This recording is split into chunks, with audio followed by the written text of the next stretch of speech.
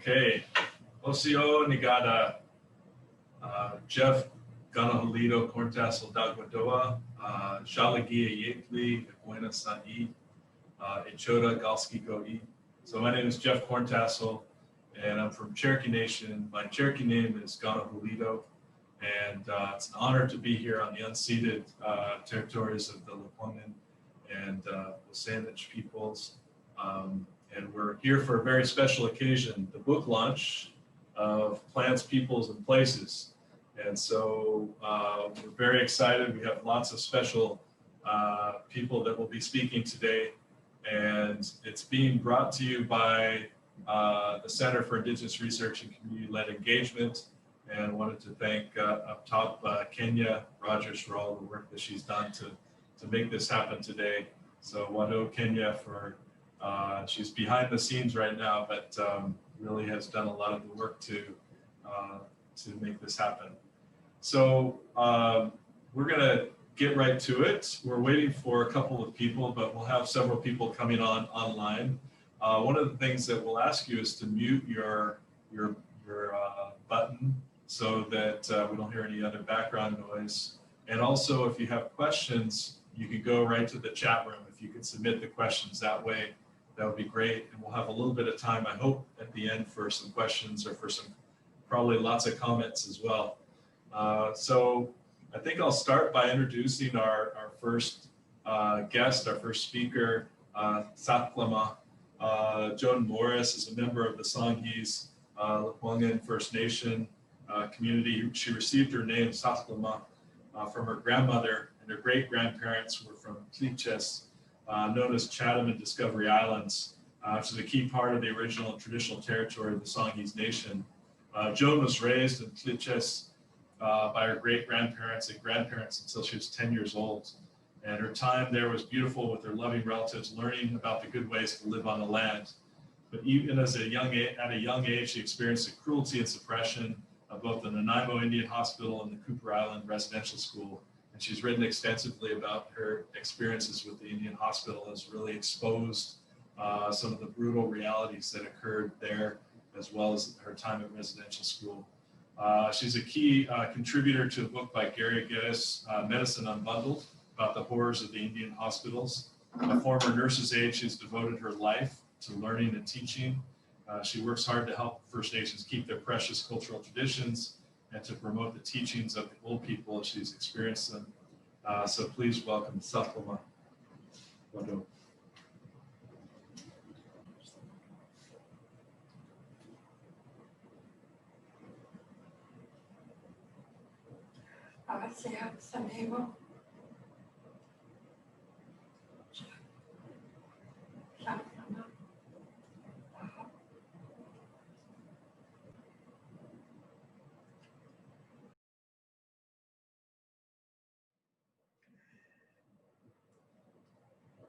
My English name is Joan Morris.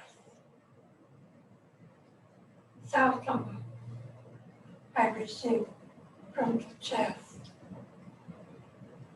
I was surrounded constantly. We call him Salhuano.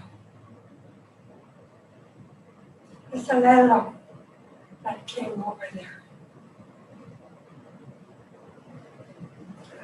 I thank you for taking part and showing your respect to this beautiful woman.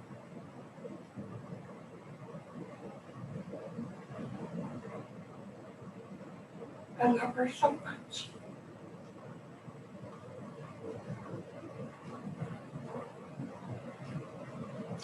At a very young age, I saw Linda come on later, earlier with her mom, one of the early people that taught South.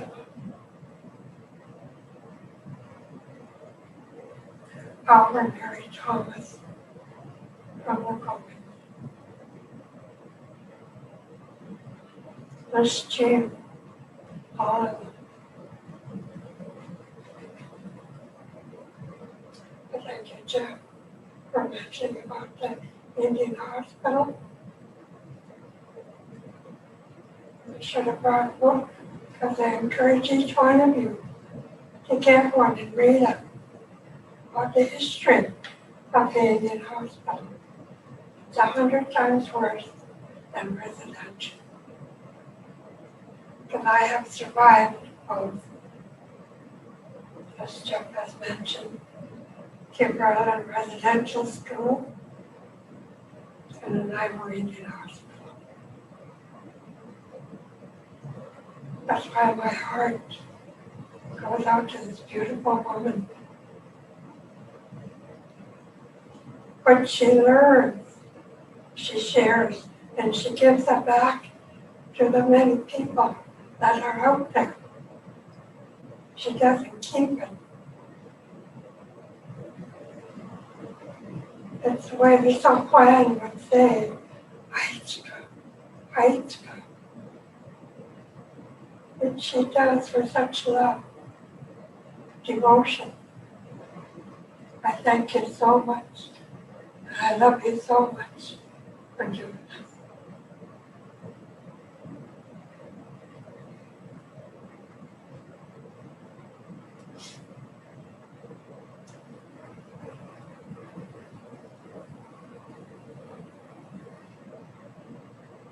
And say, as usually, Father, Son, Holy Spirit, Neslan Swatiya, Neslan Swatiya Sati, Aitzka, Aitzka. Lord God, this is your land, the whole earth, without its creed. All nations, tribes, colors, creeds, races, and languages are yours. I thank you so much, Lord God, for gracing this for me to honor my dear sister, Fatima. I thank you so much for placing all these people into my life. I ask you to bless, protect each and every one here, even those online, the chiefs, the councils. Lord God, just bless, that I know we all love. Even though this COVID is in place, we cannot be together personally. Thank you for having this time to show my love and respect for self. Thank you. That's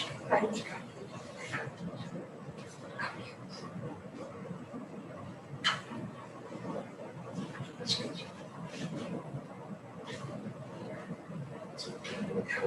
Okay. Hajka Siam, Satlama, and when Satlama requests that you sing a song, you sing it. So I'm going to sing a song for Satlama, for Nancy Turner, and for the project that we've engaged in. But and so I was trying to think of a good song, and I'm going to sing a Kozat song. It's just a song about it's good because we're dancing. So I think it's good because we're out, we're moving, and we're enjoying each other's company. So I'll sing this song, and then we'll start going into our regular program.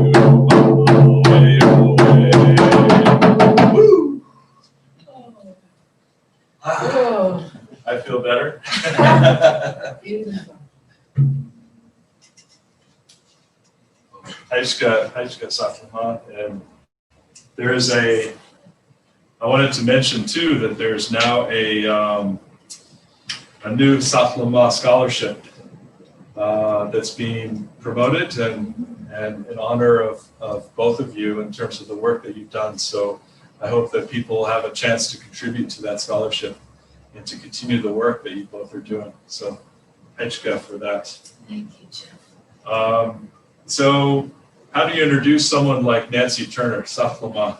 And you know, it's someone I've known for quite some time and has really done so much important work with so many different communities over the 40 years that you've been working with First Nations and with other communities to really collaborate and show us what collaborate means in a true community sense, to help document, retain, and promote the knowledge that these communities have in terms of their plants, in terms of their habitats, including indigenous foods, materials, and medicines, as well as language, vocabulary relating to plants in these environments. And really, this project started with your nomination or your awarding that Pierre Elliott Trudeau Fellowship in 2015, and basically drawing and bringing people together around the governance of plants and land rights and title. And so this led to our symposium on people, plants, and places, or plants, people, and places. I got to put the plants in the beginning. And that led to that symposium, that great gathering in 2017, in which we all presented and we all exchanged and shared knowledge. And that led to this book. And this book is really a celebration of all of that work that you've done and all the work of the contributors to this amazing breadth of knowledge from so many different communities.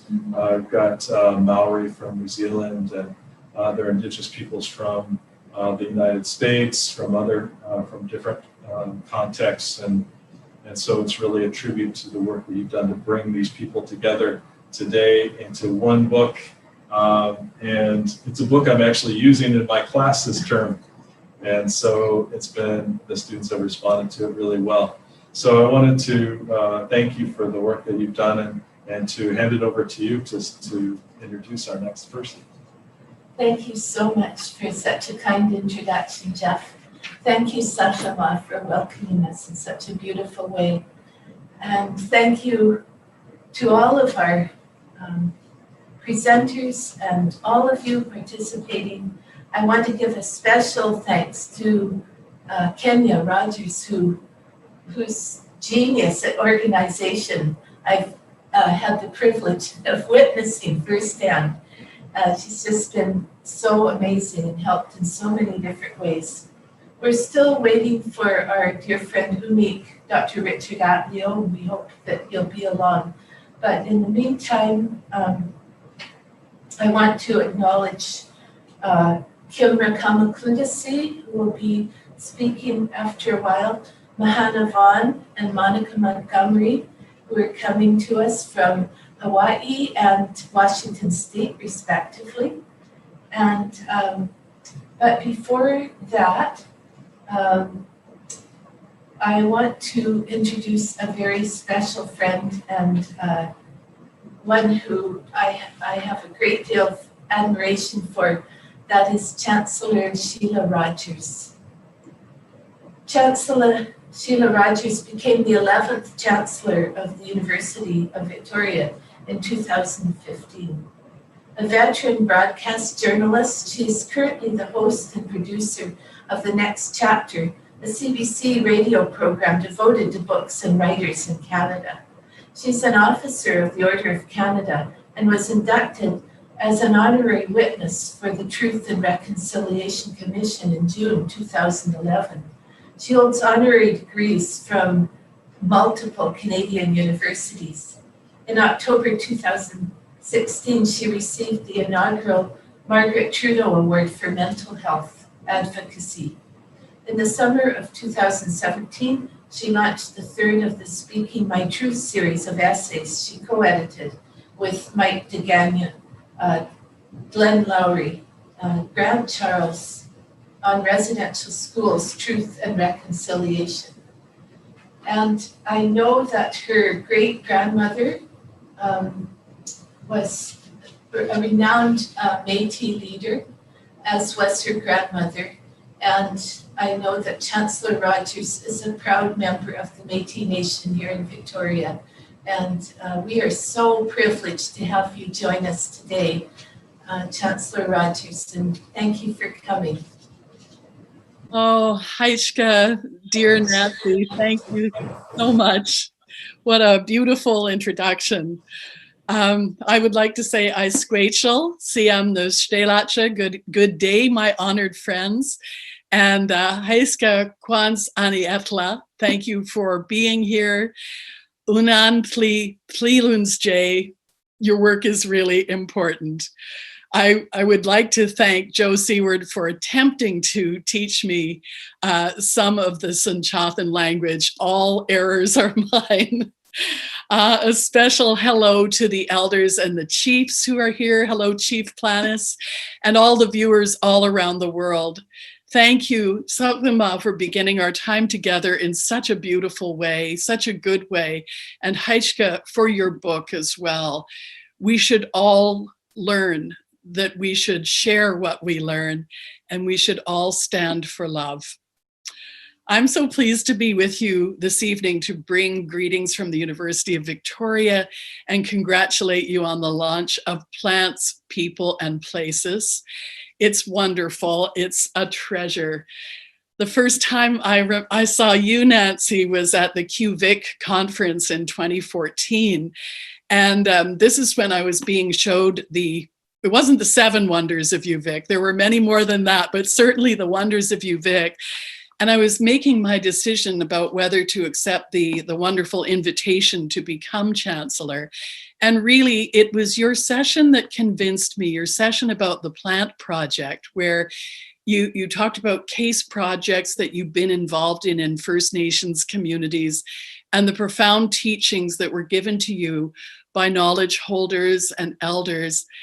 And I just loved what a young Indigenous student said and what she had learned through the plant project. She said, I learned plants are not just plants. They are there to help us survive for anything. I love that. And since that day back in 2014, I've been privileged to witness a lot of really positive changes and growth in Indigenous community engagement and visibility at the University of Victoria. Some of the highlights include just last year, 9 Indigenous faculty welcomed through ceremony. This September, the Indigenous Law Degree Program, unique in all of the world, entered its 3rd year, and funding was secured to create a home for the law school. And it will reflect the long-standing relationship that the university has with the Songhees, Esquimalt, and Wasanic peoples. Earlier this fall, Raima Ran, Red River Métis and founding director of the National Center for Truth and Reconciliation, joined UVic as the inaugural associate university librarian specializing in reconciliation to further educate and inform Canadians about the importance of memory and Indigenous knowledge in the national journey to reconciliation. And this is a first for a Canadian university, this position. These initiatives build on the work that our elders and knowledge holders, Indigenous students and faculty, staff, and communities have done over the past decades. And it outlines a vision of the work that will be done and the kind of university that we want to be. We know there's a lot more work to do, and we're committed to doing this work in a good way. A few years ago, my friend, the Métis writer Carly Baker, posed some questions to be thinking about as we go forward in this work, and I quote her with permission. She asks, what are you building? Are you listening to what a community is asking for or telling a community what they need? Are you prepared to step aside, be held accountable for your mistakes, to listen and keep listening? We've been so fortunate at UVic to listen to the stories of our elders so generously shared. And I can't tell you how much I miss Dr. Skip Dick opening our convocation ceremonies with the stories of the drumming and the singing that clears the path for our young people as they go out into the world, and how the Coast Salish peoples have always welcomed people to their territories. Cherie Demoline, the Métis writer and author of The Marrow Thieves, says that stories like these are a link to the past, but also a bridge to the future. Colonialism has interrupted access to the land, the source of stories. As Dr. Corntassel points out in Plants, People, and Places, colonialism has had an enormous impact on plants and the degradation of Indigenous lands. And he instructs us in Resurgence so powerfully with daily acts of renewal, language, prayer, honoring your ancestors. Wado for your words, Jeff. Dr. Zoe Todd, who is a friend of mine, she is an Indigenous social anthropologist. She's in the book. She's examining the relationships between people and fish through the lens of colonialism, environmental change, and resource extraction. And at a walrus talk, she told a new story about this country as a fish place. And she awakened to this idea by the Blackfoot elder Leroy Little Bear at a talk he gave about sustainability. And he said, has anyone asked the fish what they think? Zoe Todd is asking the fish, understanding that they're political agents involved in complex relations with human beings. And she asks us to ask the fish and to imagine, sorry about that, to imagine what she calls an ethic of shared tenderness for one another. Let's ask what the fish think, and let's also ask the plants what they think. I was excited to read early in your contribution, Nancy, that Richard Atleo, Dr. Richard Atleo, suggested that plants serve as symbolic witnesses to the symposium. I just love that, where this book was born. And, you know, it's always good to invite your relatives to big gatherings. So just to conclude, the fantasy writer Neil Gaiman says a book is a dream you hold in your hand. Cherie Demoline says when you write a book, you are building a home for stories. I wish the book all the best in its journey of truth and recovery. Congratulations to each and every one of the contributors, and it's an honor to hold this dream in our hands. Haishka Siem.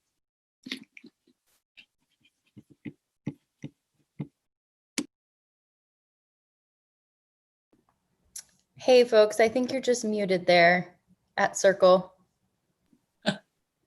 Sorry, I thought I could control your mute off and on.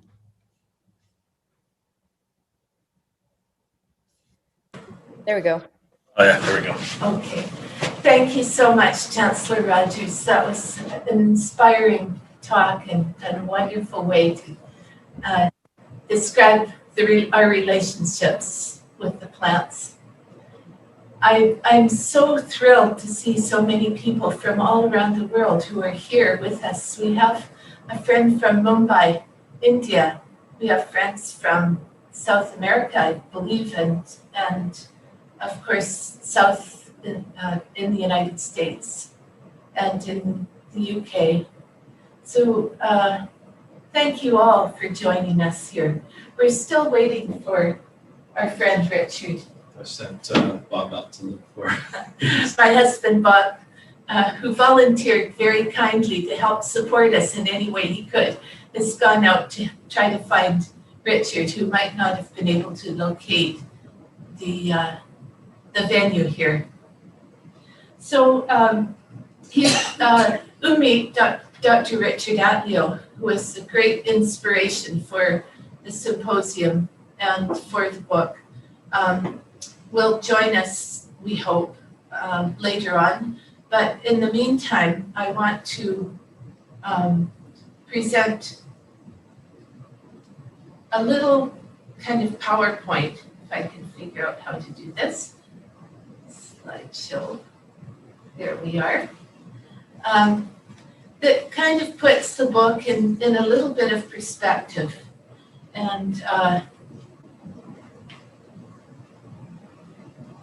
First of all, I want to acknowledge my dear friend Sachlama and the Laponan peoples, the Saanich, Cowichan. I was going to see if we could share. Share. Oh, I'm not sharing it.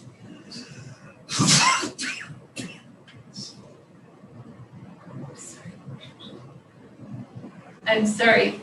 I'm technically challenged.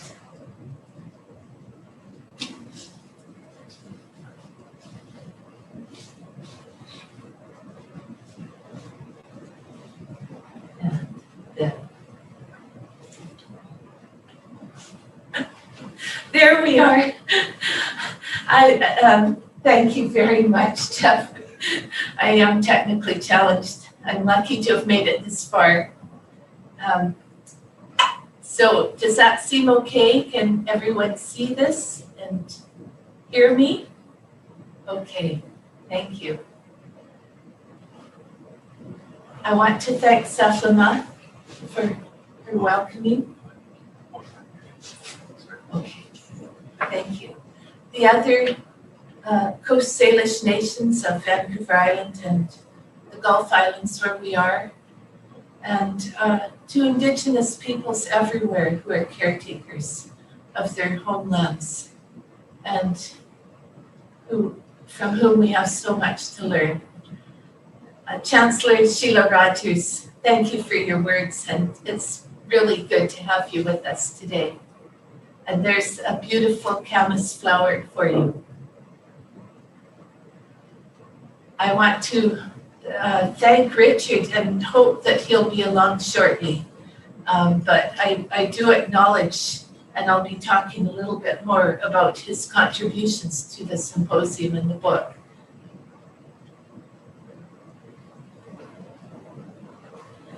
Gela Kasla, Wado, Mahalo, and thank you to Okwalopa, Kimrakamakludasi, and to Kwatsistala, there with you and your family, Dr. Cortessel, and Monica Montgomery and Dr. Mahana Vaughn from Hawaii. Monica's in Bellingham, I believe.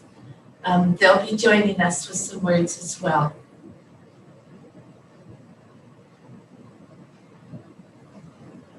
Kenya, you're amazing. And I want to thank all of the folks with McGill Queen's University Press, with the Pierre Elliott Trudeau Foundation, and all of the book authors, all 40 of you, symposium participants, and the people, the volunteers and supporters who helped with the symposium. Many of you are here in the audience today. And to Indigenous peoples worldwide for your knowledge, wisdom, and care of your homelands. So this book that we're celebrating today was the outcome of a symposium in May 2017, sponsored by the Pierre Elliott Trudeau Foundation and the University of Victoria, and many of the units from the university. Pamela Spalding, who's here, and Elaine Hopkins, and many others volunteered to make this symposium a success. We had a welcoming from Dean Jeremy Weber of the Pierre Elliott Trudeau Fellow from the Faculty of Law. And photos were taken by a number of people, including Hannah Rossler. Many of the photos of people are taken by her today. We started the symposium with ceremony, with the most beautiful, beautiful dance under the authority and auspices of Kwatsistala, Clan Chief Adam Dick. And it's called the Atlakima dance, or Spirits of the Forest dance. And this was held as part of the very beginning of the symposium. There is Kwatsistala Watla and Dr. Daisy Seward-Smith and many other leaders from the Kwakwaka'wakw Nation. This dance, before the dance was performed, witnesses were given gifts, were paid to observe the dance and be witnesses for it. And there we have Chief Gordon Planis, who is with us today, and Kim Rakamacludisi giving Chief Planis a blanket. John Ralston Saul, the author of A Far Country and many other important books, was a featured speaker, and he received a gift, as did Dr. David Suzuki. So essentially, it's hard to condense such an amazing and beautiful performance as the Atlakima dance, but it's about a boy who went hunting and he wasn't careful and he killed too many grouse. Grouse are easy to kill, and he got carried away. That night when he went to sleep, he was visited by the grouse and by all the spirits of the forest, all the different parts of the forest who danced before him and explained to him why it was important to keep the balance and not to take too much. And the boy learned the lesson well, and after that, hunted with care, gratitude, and responsibility. And that's a lesson that was portrayed so magnificently in that dance. It's hard to, as I say, encapsulate the lessons, but it was a wonderful way to start the whole thing. And then we had a wonderful lesson, a hands-on lesson in using cedar bark with Celilia Belinda Claxton, who is here with us today, and Stella Underwood from Seo, the Saanich Nation. And thank you, Celilia, for doing that with us. That was a wonderful part of the whole thing. And Linda Elliott as well from the Saanich Nation. So people got a chance to use their hands and to make something beautiful with a beautiful material. So the book outline really follows along with the way the symposium unfolded. And so in the book, we have the benediction with Dr. Doug Duer and Kim Rakamacludisi and Bill White, our wonderful friends who taught, who explained about the Atlakima dance at the beginning of the book and how this wonderful spiritual experience set up everyone to for the rest of the work that we had to do. Then there was an introductory chapter with myself and Pamela Spalding and Doug Duer. Each section had an introduction. Here's William White, Bill White, Casalid, Elimu, Sinemoch, Okmagnum, wonderful friend who took part in the Atlakima performance and was part also of the book. So in the first presentations that were given, the speakers were all from First Nations. And so we have Dr. Jeanette Armstrong from the Syilx Okanagan Nation. Our Adolf, who is here with us today from the Hatlip Nation. Dr. Marlene Atleo, who wasn't able to come with Richard over to the island, but hopefully she's watching from home. And Dr. Erin Mills, now CRC Canada Research Chair in Indigenous Constitutionalism and Law at McGill University. And these were presentations that started off our symposium. And these are the chapters that are the outcomes of their presentations. So these are, let's start the first part, section of the book. And as Chancellor Rogers said, plants were represented throughout the symposium at the advice of Umik. He said they needed to be present. And so here we have today, in honor of Umik, we have Yatma, the Salal, which is called various names in different First Nations languages. Nikwal, Taka, Skitgan and Haida, Yatma and Muchamath. And they're here today as part of our presentation. And we want to honor them, and these will be gifts for Umik and for Setlama and for you, Jeff. This section 2 was looked at the history of plant-people relationships in Canada, and especially Western Canada here. So we had Dr. Dana Lepofsky, Chelsea Gerald Armstrong, Darcy Matthews, and Spencer Greening. We had John Lutz, who is here with us, and Marianne and Chief Ron Ignace, who I hope are here with us, Letitia McCune, and Ellen Couillère as well. And here they are. There's Dana standing with the plants, giving the presentation. Ron and Marianne are here. John Lutz is shown up at Hartley Bay because he joined us there for a wonderful trip one time. Spencer Greening, who's from the Gitcat Nation, is working on his PhD now with Dana Lepofsky. And of course, Darcy Matthews and Dr. Chelsea Armstrong, all wonderful contributors. Dr. Ellen Couillère from Montreal and Letitia McCune. Dr. Letitia McCune gave a wonderful talk about the importance of the chemical grounding of the places where plants go and how the chemistry of the rock and the bedrock actually contributes to the medicinal qualities of the plants. It was a very important contribution.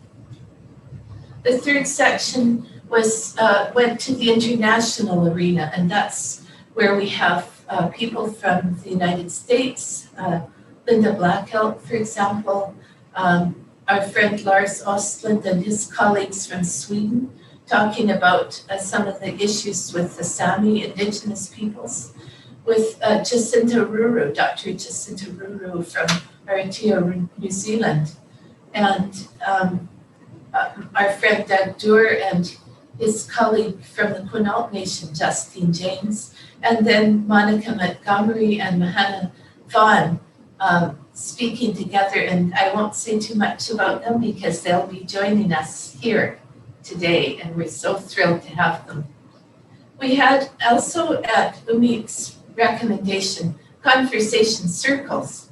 So instead of just individuals talking, we broke up the talks with conversations with different people. So we have Dr. Lutz there, Dr. Brenda Beckwith, Linda Blackelt, Janelle Baker, Dr. Janelle Baker, and our dear friend Melissa Hadley, who was a facilitator for moderator for some of this. There's Lars Ostlund, a picture of him in Sweden because I had the privilege of visiting him there and seeing firsthand the place that is the Sami homeland. And there we have Jacinta Ruru, Maori presenter, and Monica Montgomery is presenting that on the stage there, and Mahana Vaughn, her supervisor, graduate supervisor. There's Doug Doer in the middle, because Doug's talk, although he wrote a chapter in the book with Justine James about Indigenous use of plants in national parks. He took the time that he had for his presentation to celebrate Quetzalcoatl and all that he's done in teaching so many people. And it was really truly a celebration of this wonderful man. Quetzalcoatl passed away in 2018. And we all miss him so much. The fourth section was on the law and policy. So we started off with a chapter on ethical context by Dr. Kelly Bannister, who is here with us. I saw you, Kelly, somewhere there. And then one with Deb Curran and Val Napoleon on Indigenous legal traditions. Monica Morenin and Veronique Boussier from Concordia University talking about Indigenous environmental stewardship. David Robbins and Michael Bendel from Woodward and Company, lawyers who were very important in the Tsilhqot'in Nation Aboriginal title case, and talked about that and the importance of expert witness testimony. And Stuart Rush QC, who started his chapter with and his talk with a wonderful story about how one of the first Spanish explorers was given a Haida spruce root hat in the tradition that goes on to the present day. And there they are, Dr. Bannister, another conversation circle with Pamela, David Robbins, Deb Curran, and Stuart Rush. And another one with Dr. Monica Morenin, and with Nadine Crooks from the House of First Nation, Annalisa Weiler from Pierre Elliott Trudeau, scholar, and Eli Enns from Tlaoquiat. And finally, the last section with Jeff. Wonderful work, Jeff, of restoring Indigenous landscapes and how community restoration and resurgence go hand in hand with plants. Pamela's work, which has been very closely tied to the Tsilhqot'in Nation, and with thanks to Chief Gordon Planis for all of his support.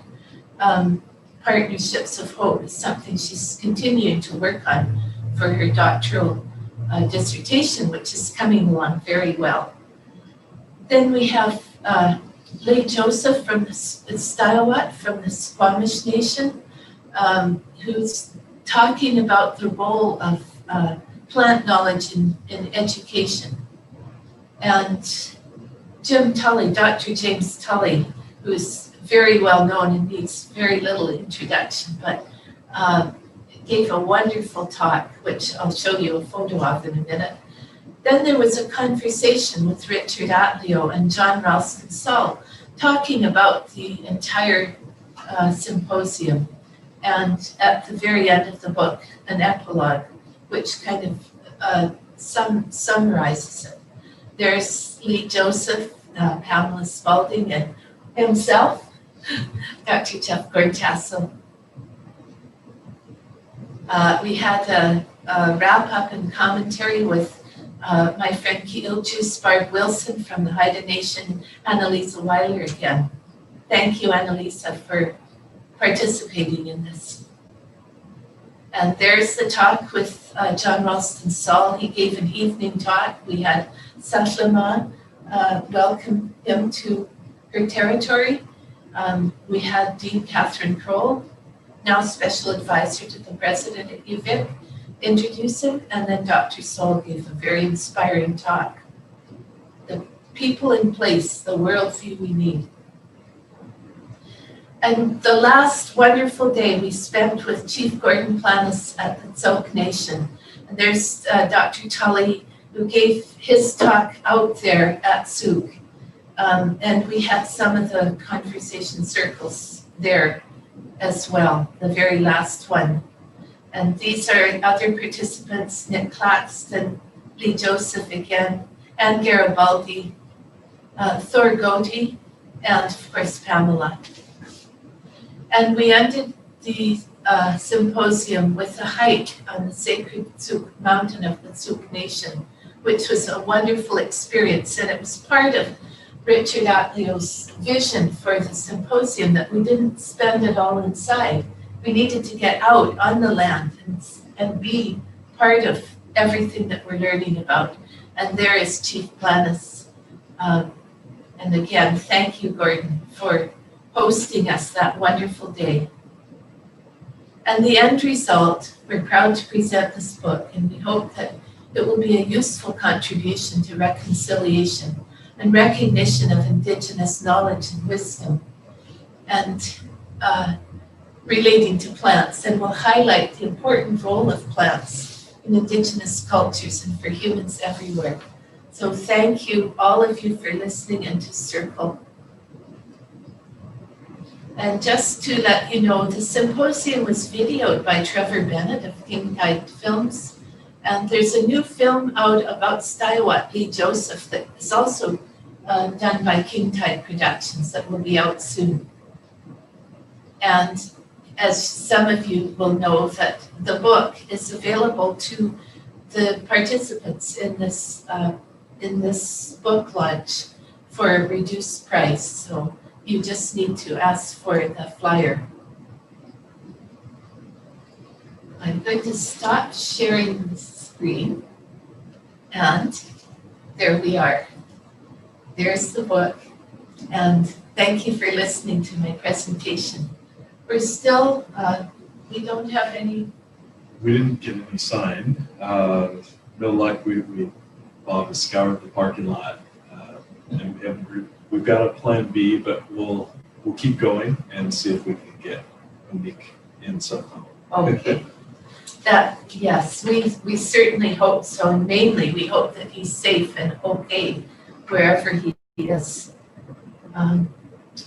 I want to now introduce a dear, dear friend, Kimra Kamakludisi, Okwalokwa, a lifetime member of the Qualicum First Nation with both Northern Coast Salish and Kwakwaka'wakw ancestry. Kimra Kamakludisi has been immersed in First Nations political and cultural life from early childhood.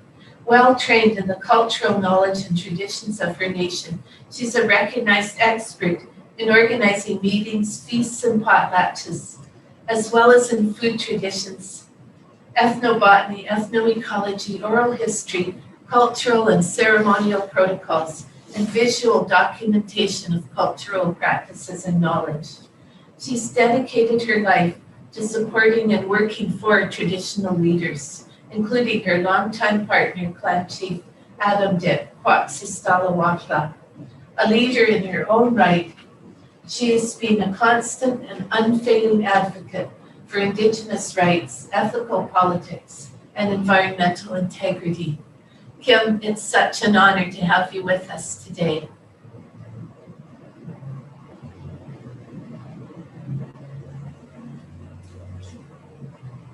Thank you. Oh, thank you, dear Nancy. It has been a lifetime for sure.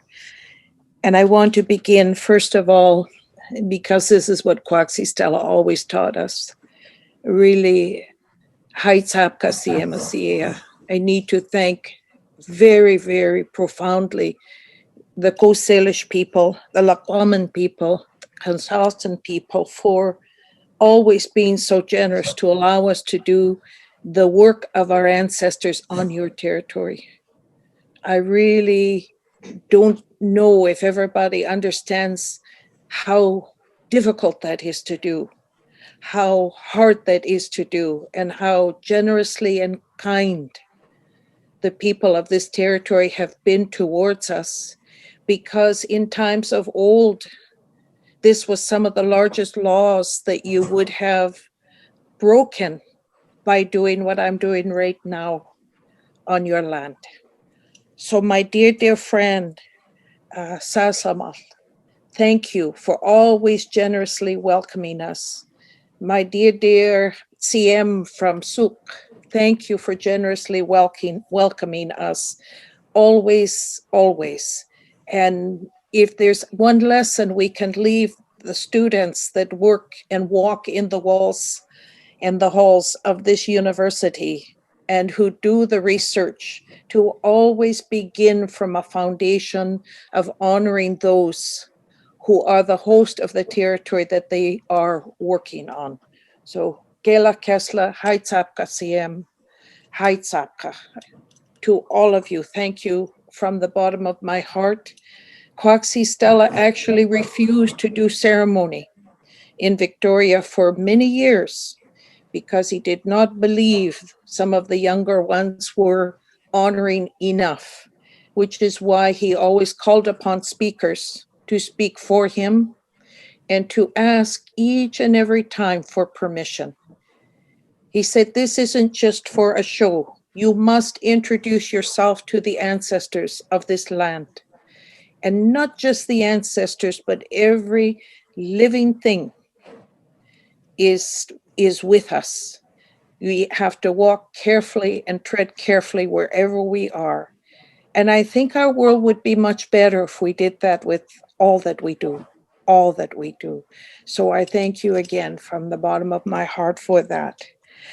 I want to remind each of you that Quaxi-Stala's relationship began with dear Nancy Turner 50 years ago, when she and her husband were newly married, almost 50 years ago. And they were in Alert Bay, staying at the St. Michael's Residential School. And they were very, very wonderful to the elders of this territory. He snuck in to get coffee as Mayanith, Dr. Daisy Seawood Smith, was translating for the Omala, the elder ladies. He kept sneaking in, and he whispered to me after he spoke with Nancy about 28 years ago. He said, or 30 years ago now, he said quietly, I drank so much coffee that day. I had to continue to go in and take a peek at that beautiful young woman who was with the Omala all day long. And he was so pleased. It was a relationship that lasted for the last 30 years. They worked together tirelessly. He always worked from a place of protocol, a place of ceremony, a place of song. He was our last traditionally trained Potlat speaker and Okwame clan chief of our nation. He was secluded from the age of 4 and brought up by the Okwame, the clan chiefs, and the Kekekme, and it's like a lord, the Potlat's chiefs, to be trained on the vast knowledge of the stewardship of our land. There was really no bounds to that knowledge, and we're still benefiting from this. But mostly we're benefiting because he did not want the knowledge to be completely recorded as if it was his clan, the Kawadilakla clan, or his territory, the Tawadenok territory, or his nation, the Kwakwaka'wakw nation. He said we all have these things. He wanted to help people who had been lost to awaken their knowledge in each of their territories. So whenever we worked, we were very careful not to thump our chests to say that we're important, we know these things, but to try to open those doors so that others would say, I remember that. So we tried to always work within areas. Whenever he got lost, when we were doing this work, he would go back to a place of ceremony, would go back to a place of song. Songs are incredibly important. They're like legal statutes, if you will. We always found a song that would frame what Nancy or one of the dozens of other professors were asking, or the graduate students. We had about 15 travel through our doors over the last 30 years. And Doug Dewar, Makmowisa was, I'm just letting the new Quaxi-Stala know that's his name. Adam adopted both Makmowisa and Nancy Turner because they worked with ancestral knowledge, because they worked on the land. He said to me and to Mayanith Daisy Seaweed Smith, I don't want them hurt. I don't want the ancestors to harm them because they're doing things that aren't on their own territory. So I must adopt them and bring them into my clan so that I introduce them to my ancestors and they will be safe as they're digging the plants, as they're digging the clams, as they're looking at the gardens. So when the knowledge holders, the old knowledge holders of the past, not everybody had this knowledge. Not everybody was privy to it.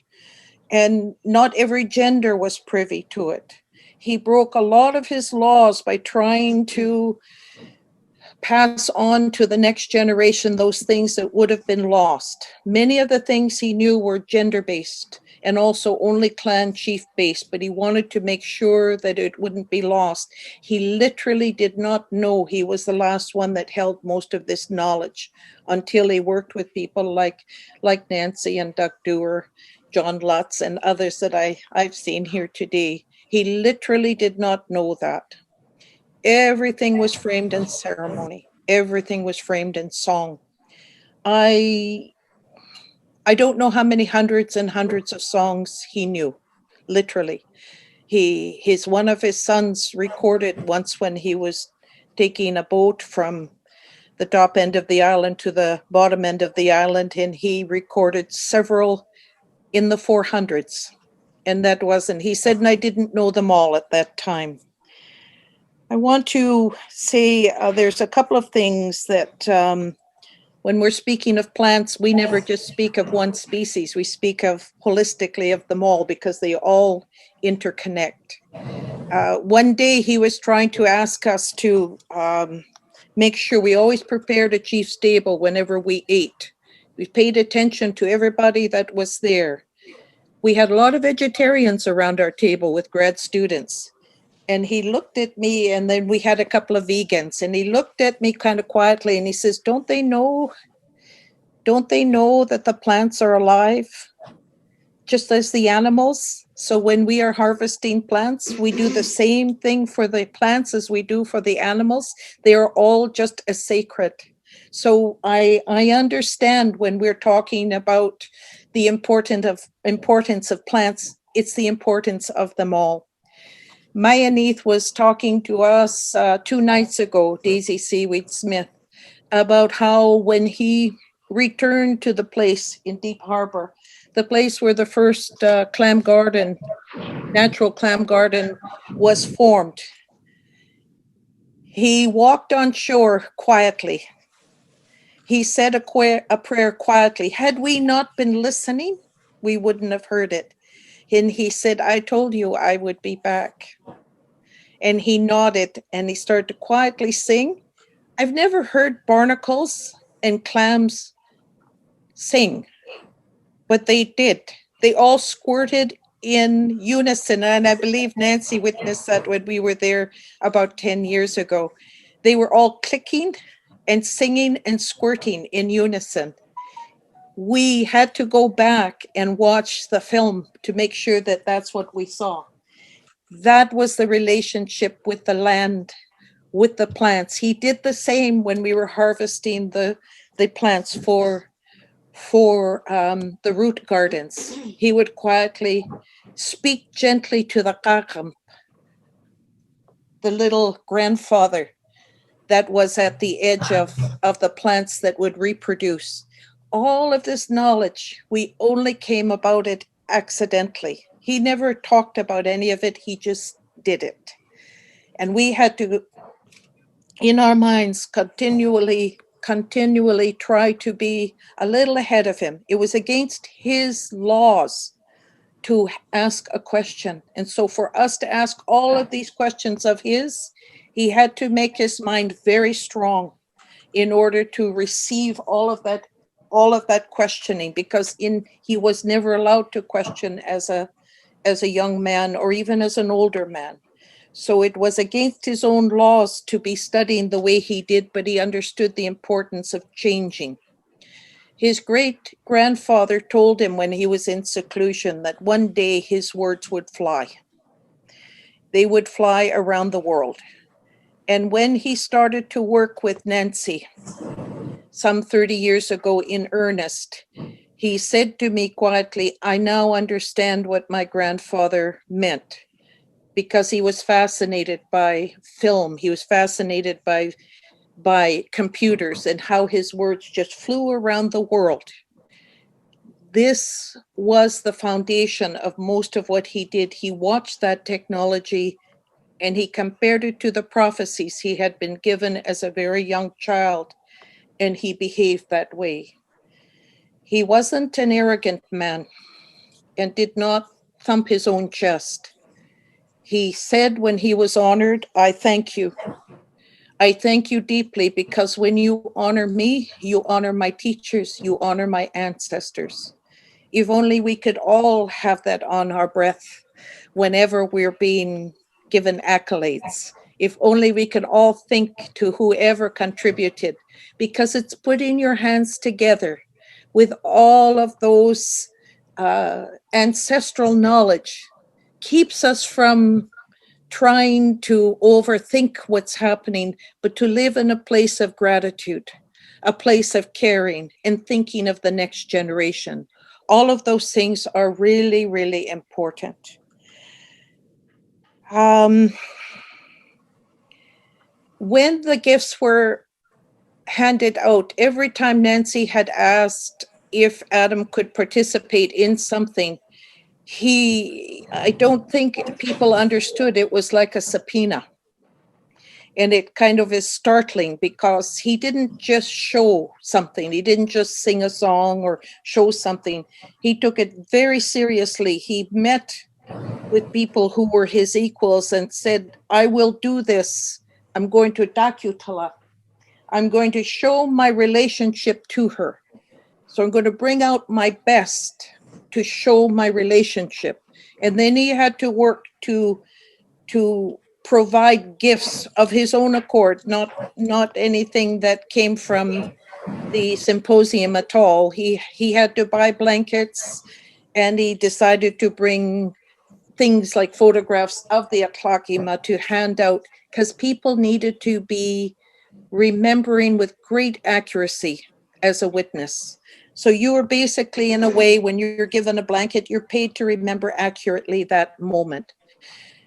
Those kinds of things are vastly important in our ceremonial world. It is how you keep oral traditions alive and accurate. Those type of small gestures, we might think they basically are setting people up. I think what I'm going to do is to end by saying very quietly, Nancy has done something quite extraordinary.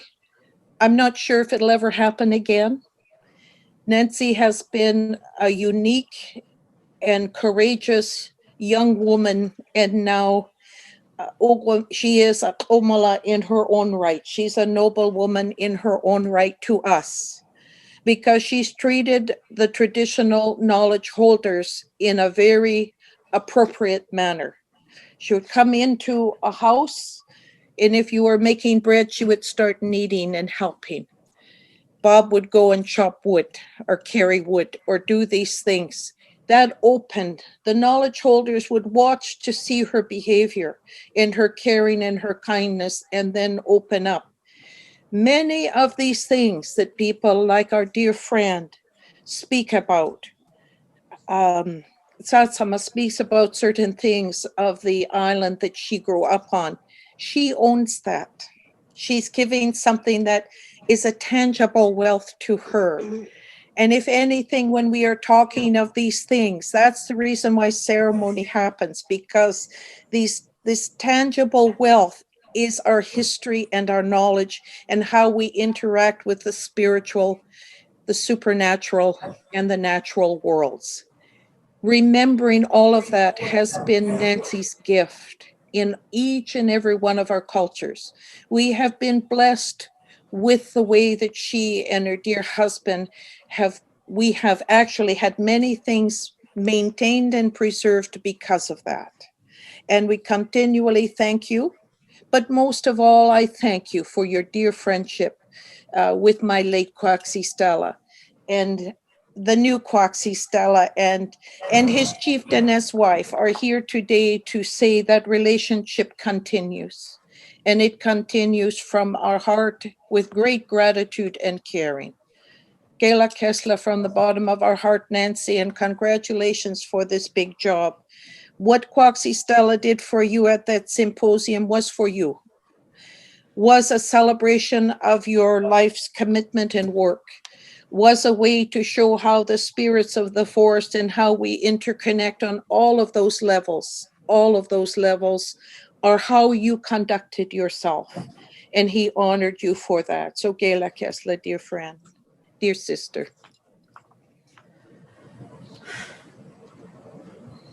Thank you so very much, Kim. And it's wonderful to have now Quatsistala with you there. And Mrs. Quatsistala, if I can say that. Thank you. I'm speechless, and I can't thank you enough for your friendship and your support for so many years. And hopefully it will continue for many more, working together, because it's been so much enjoyment as well. I can't imagine any other path to take. And I know Bob joins me in saying that. Our Umik, Dr. Atleo, gave a talk earlier today for the School of Environmental Studies, and I think he found it was more tiring than he expected. And so he has sent his regrets, but he won't be joining us. So it's my great pleasure to introduce our last two speakers for the book and for this celebration. And I'm going to introduce you both together, Mahana Vaughn, Dr. Mahana Vaughn, and Monica Montgomery, because I always think of them as an amazing pair of presenters at the symposium. They're both going to say some words, and I'll start by introducing Dr. Vaughn. Mahana Blish Vaughn is a native Hawaiian from Halalia and Kilauea and Kauai, I should say. Excuse my pronunciation, Mahana. She's a faculty member in the Department of Natural Resources and Environmental Management at the University of Hawaii in Manoa.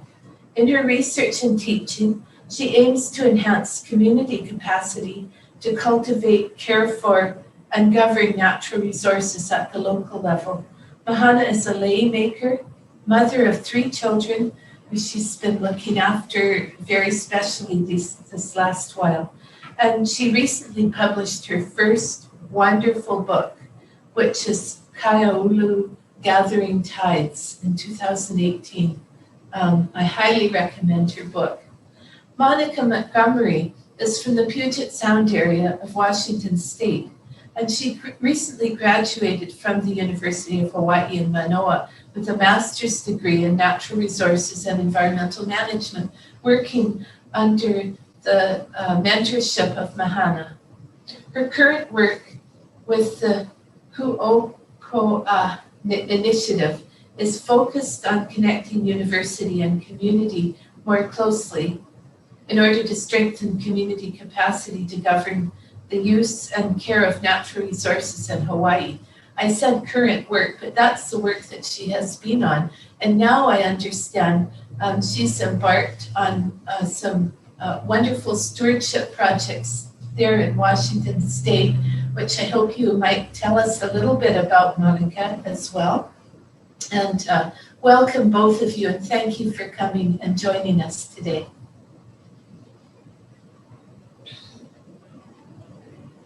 Ano ai me ke aloha ia oko pakahi a pau, mai luna a I lalo, mai uka a I kai, mai oa o kia pai aina nei, aloha e na hulu mama like ole, aloha e ka ohana o Quatsistala, aloha e ka ohana o Umik, aloha e na ohana Lekwungen, aloha e na kupuna, aloha ia oko pakahi a pau.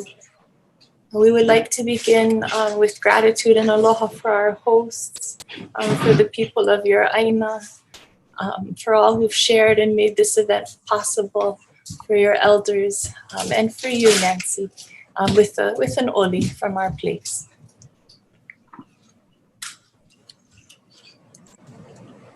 E aloha no ka aina uluwei. Ehi ke aloha o nā kupunai. E puna vai ke kau I ka hano, Hano hano valeo le kwangene.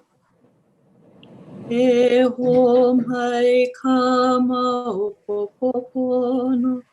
Ono mai ukai kai. Aloha. Aloha. Aloha.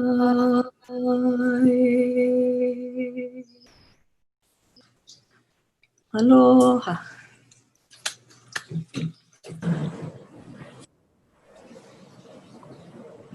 Aloha mai. We're so very honored to be here with all of you today. My name is Mehana. I'm a mother of 3, so they're sitting around my feet here. We are making lei today. We're working and sitting and making lei. Our family are lei makers. We are plant people. We love plants, and this is a picture of one of our lei behind us, gathered from the mountains and our native forest. There are certain plants we don't gather in these times as they need to rest. But this is an art shared by my grandmother, and in a way we share our love. And I just would say that the most moving thing to me was the love shared at our gathering. So we bring our lei to you, Nancy, we bring our voices, and it was such an honor to be among all of you, people who not only love plants, but all of the beings of our earth that make their existence possible, and that value the relationships, the reciprocity that was so beautifully spoken of just now with Chief Adam Dick and his ohana, and your work, Nancy, and that honor ceremony to bring us together. So thank you for having us. We're just going to reflect a little on our experiences with you, our time with you, and share a bit of reactions to the book and what we share in the book a little, and that will be it. Monica, you want to go ahead and introduce yourself? Sure. Aloha, everyone. I'm Monica. Today I'm speaking from the traditional territory of the Tohono Skokomish people in Washington State, where I grew up and have since returned since 8 wonderful years in Hawaii, where I've had the great privilege of being Mehana's student and advisee, being able to work with her on so many wonderful projects that are close to my heart, including the opportunity to weave together our work and share that at the symposium and in our chapter for this book, and to be able to celebrate today, Nancy, and all your accomplishments and contributions of the other authors. For me, the symposium itself was unlike any other academic gathering I've been to, and I think that's the love and respect and wisdom of everyone that Nancy is able to bring together in one room that made it extra special. And just the opportunity to learn from so many Indigenous scholars and leaders and diverse perspectives from around the world, yet recognizing the common threads and shared understanding of people as part of the environment and the need for restoring that balance and reciprocity, which is also beautifully encapsulated in this book.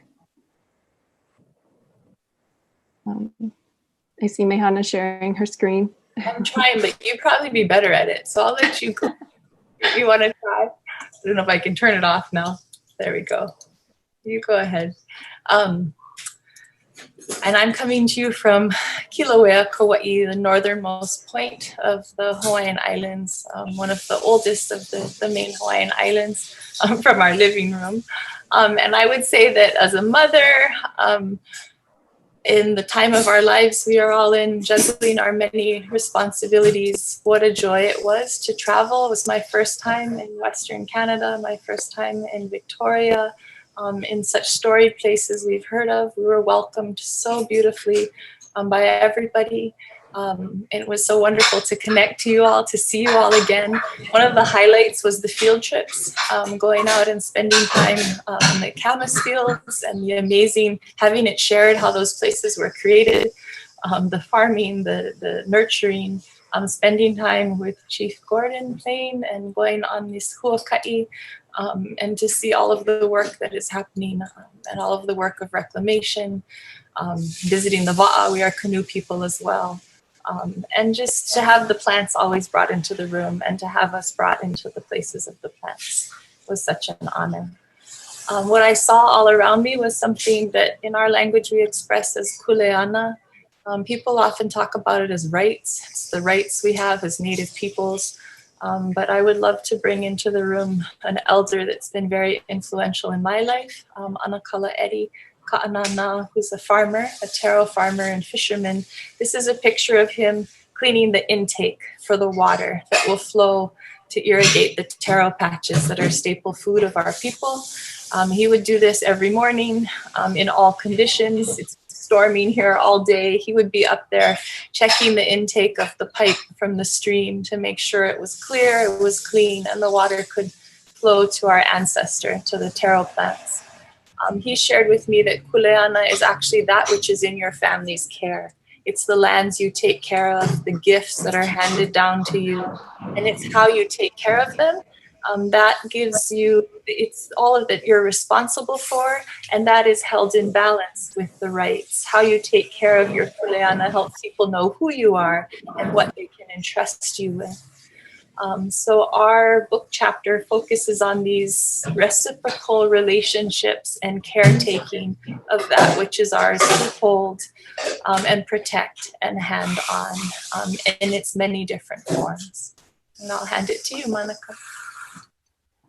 We wanted to briefly share some examples of how communities in Hawaii are exercising kuleana, and I think you'll find plenty and various examples of this throughout other chapters as well. And so in ours, we share one example is restoring land, sea, health, and traditional food systems. So on the left is a photo of a lo'i, or flooded taro field, that is actually in a state park now, but has since been restored.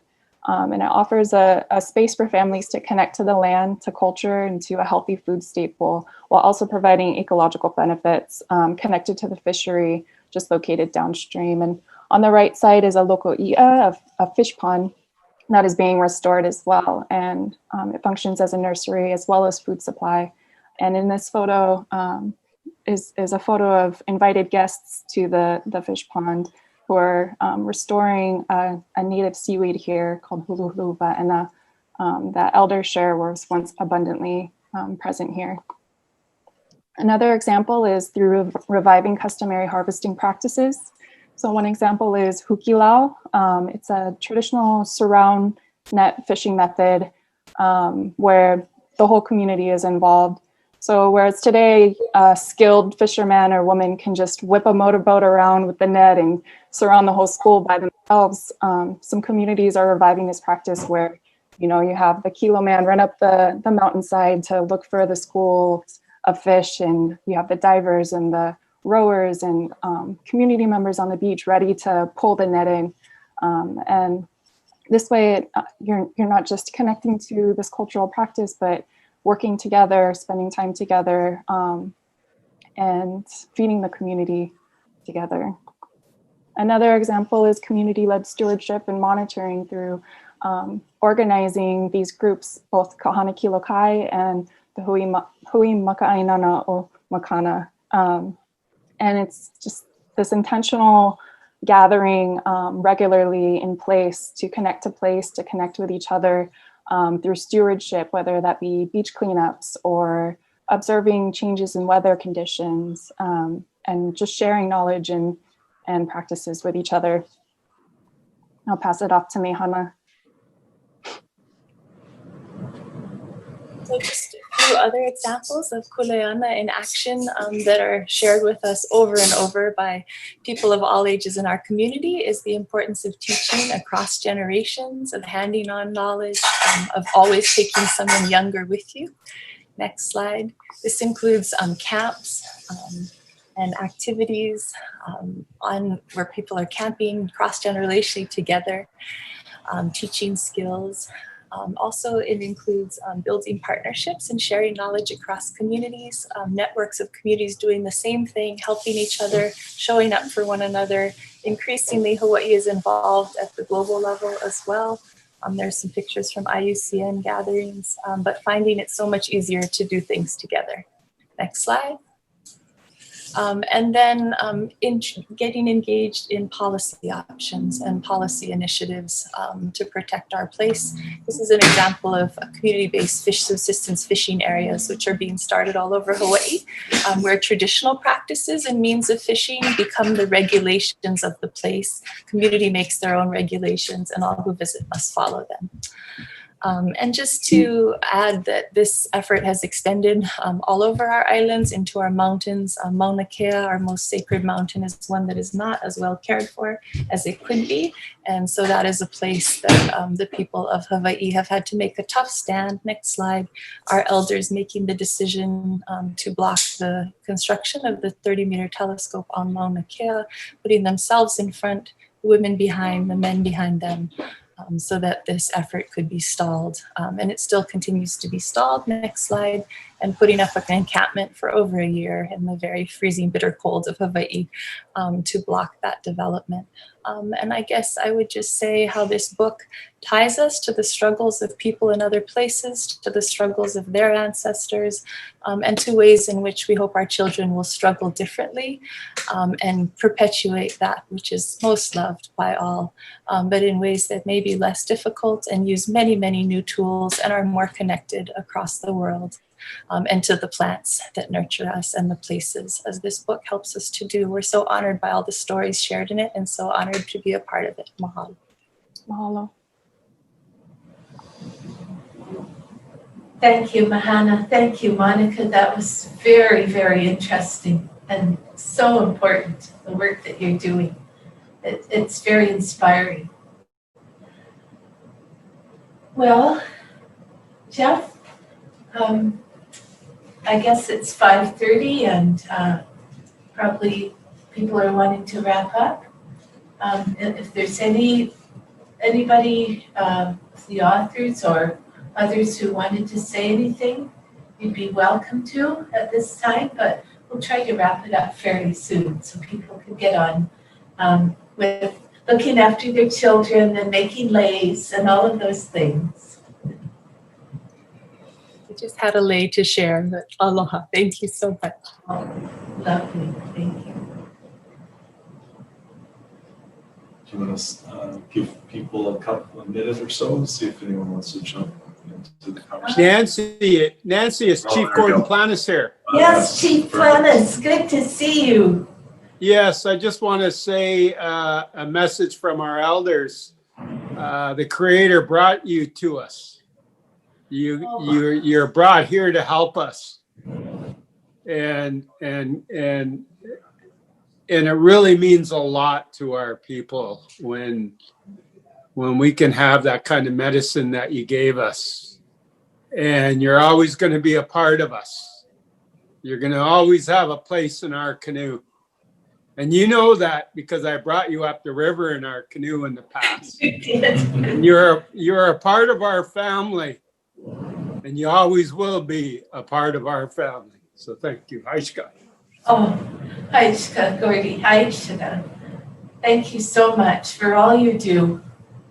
For your work with Pamela too. We appreciate you so much. And your whole nation is so special. Haishka, see ya.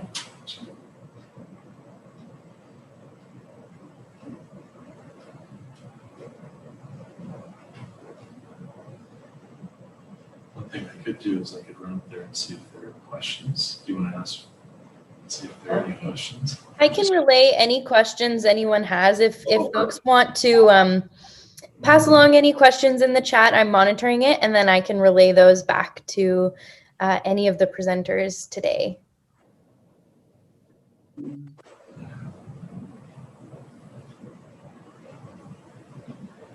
Kenya, did any other questions come up?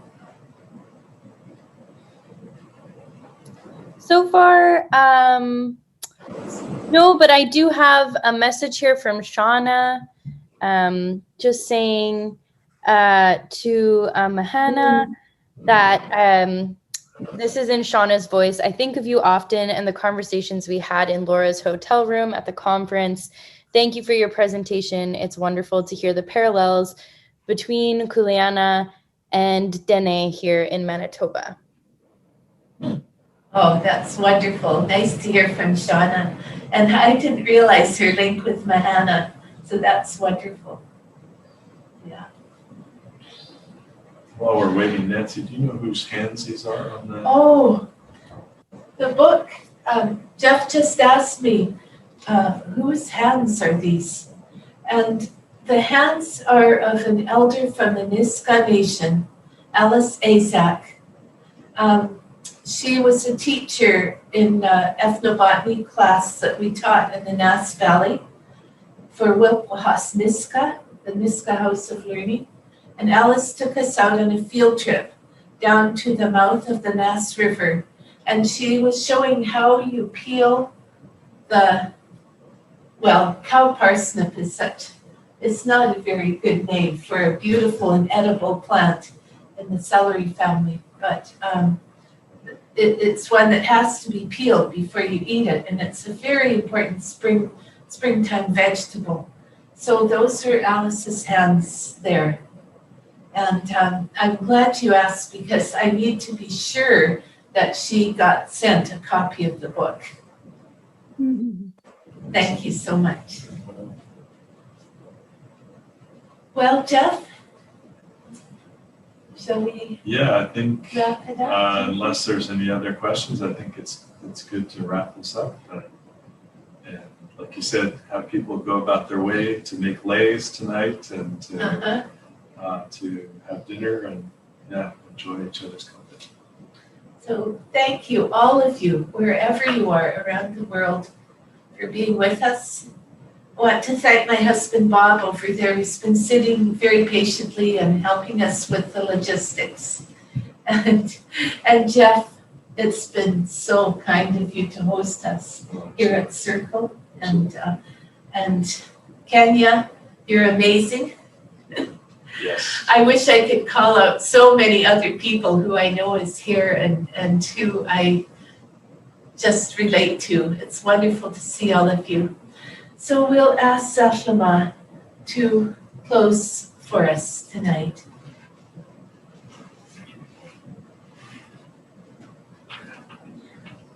You need to come over.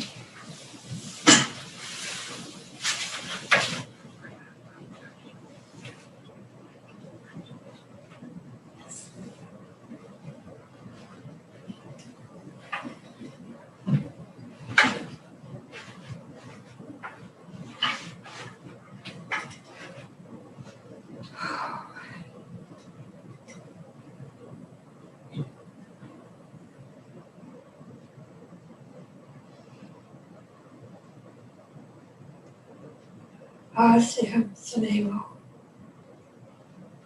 Heitska. Heitska.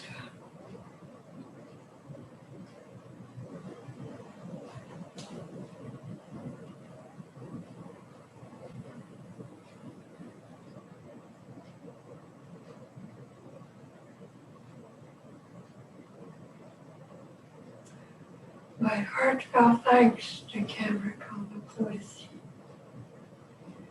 for what she mentioned about the teachings.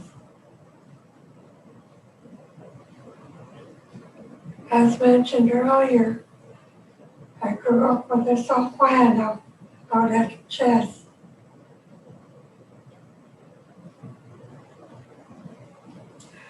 I ask each one of you that are listening, what you heard today, and everybody here, everybody online, about the importance of protocol.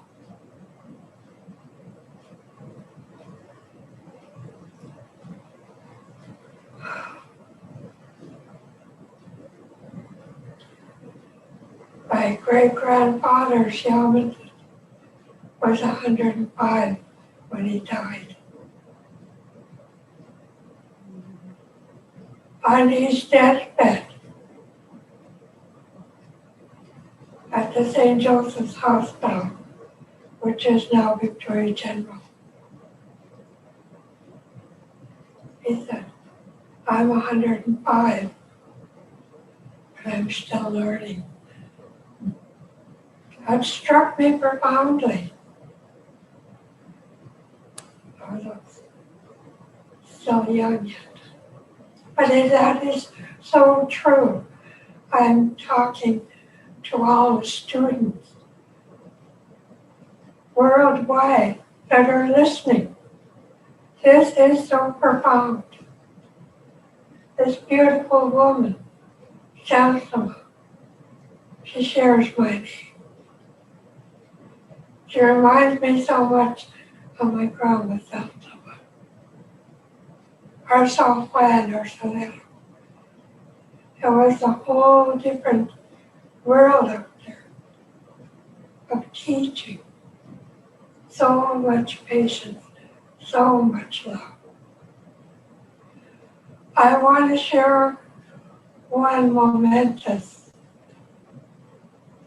thing that I do, ceremony. I'm just sorry I can't see each one of you.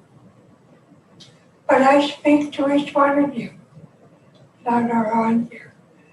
I ask you to share this with 5 people that you know. Because this is the only way that healing is going to happen.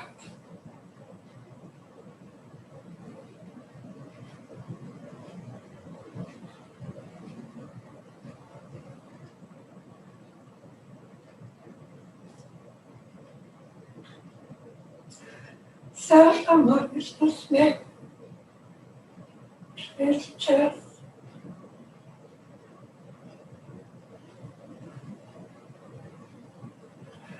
On behalf of our people that have survived all the residential schools, even from first contact to all the Indian hospitals. The 60s school where our children were apprehended. The foster care is what I call the new residential schools, because we're losing our children. It was so important to our Salado, because not only the loss of language, loss of culture, Tama was so sacred to land. You're taught the hunting, the fishing, the herbs. It is this beautiful woman, again, that I met how many years ago, when she first brought me back home to the kids. When we came back, she asked me, what are your dreams? What are your visions for the kids? And I said that then. I would like to see the youth get back to the land, to town. That's what saved our people, what the Williams called the dirty 30s. There was mass starvation. But my salelo, my sofan, that were at the kids, it was to grow the vegetables, the herbs, the fruit trees. My Jamet, my great grandma, always had 5 types of fruit trees. Southama, the name that we share, she always had loganberries, boysenberries, every vegetable that we could think of. I encourage you to share that. I want the youth to get back to Tamo. It's been a prophecy for many years. Mass starvation is coming again because of fires, the floods. Look at what they're doing to our lands. Look at what's happening to Malad, all that highway. They just tore down Garabudas, the cedar.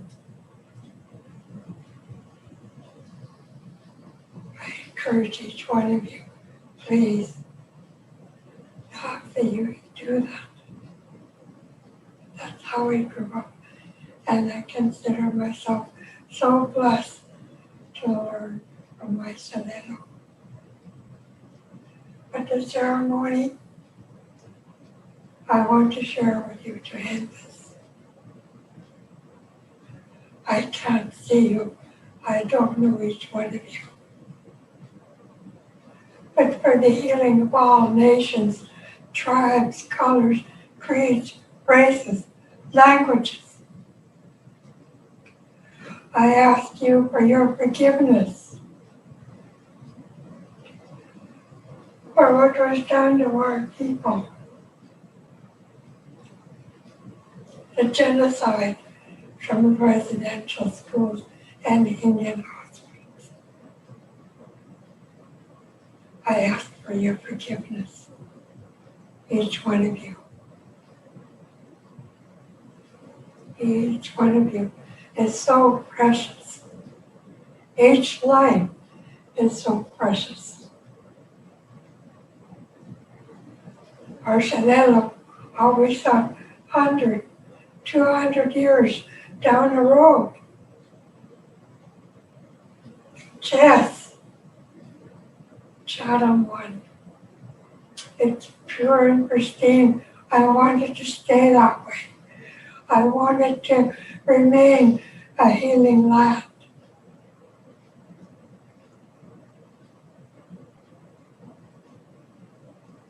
I can't hear you, but I know each one of you saying to me that you forgive me for all the hate, contempt, the mistrust I have for all people that were involved in this genocide. I, on behalf of my family, both my parents are gone. There's very few of us left.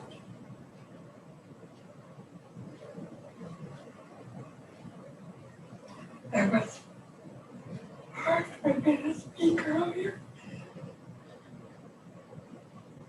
Part of this dream was my uncle, Skippy Sam.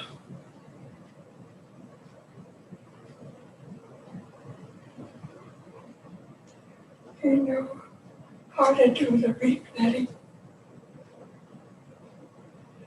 This was Will George's dream for chess. The reef netting to restart the cloud bed.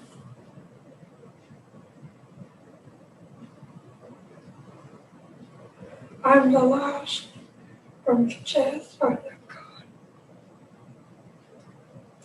That's why I'm putting this out. I forgive each and one of you, each and every one.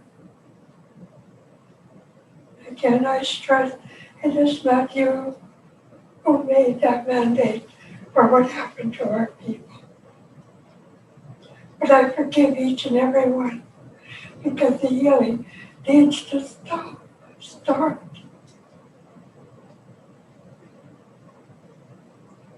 I love my dear sister so much.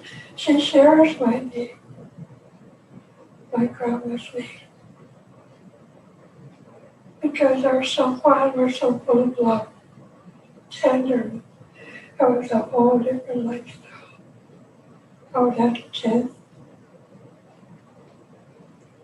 Can't recall. I cried when I first heard that video. Smoke from his wife I had.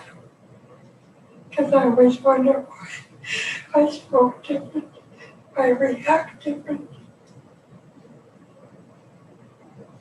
He explained all that in that video. Because he grew up on an island too. I thank you so much for taking that time and Sylvie, you're with us. Your husband for taking the patience to stand by your wife. I raise my hands to you. Because it takes a whole family for her to be able to go up and learn from our Southland, our Salelo, and our Luck. And thank you, Jeff, for hosting me, for welcoming me to do this. And again, Aichka, Samino, Aichka, Aichka.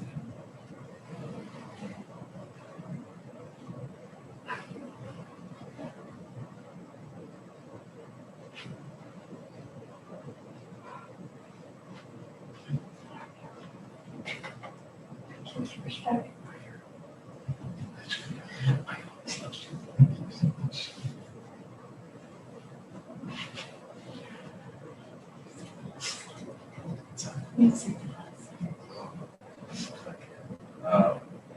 Well, I just wanted to say Haichka, to South Lamont, and to all of you for taking part in this. It's been an amazing time together, and I wish we were all in the same room, but that'll happen in its own time. And you can contact Nancy about the book, and let's have future conversations like this. Look forward to not only talking about the book, but the work that we're going to do around that. You want me to sing again? Okay. All right, I'll sing one more time. We'll sing us out. I'll do Eagle Dance song. So yeah, sing us out. Come on.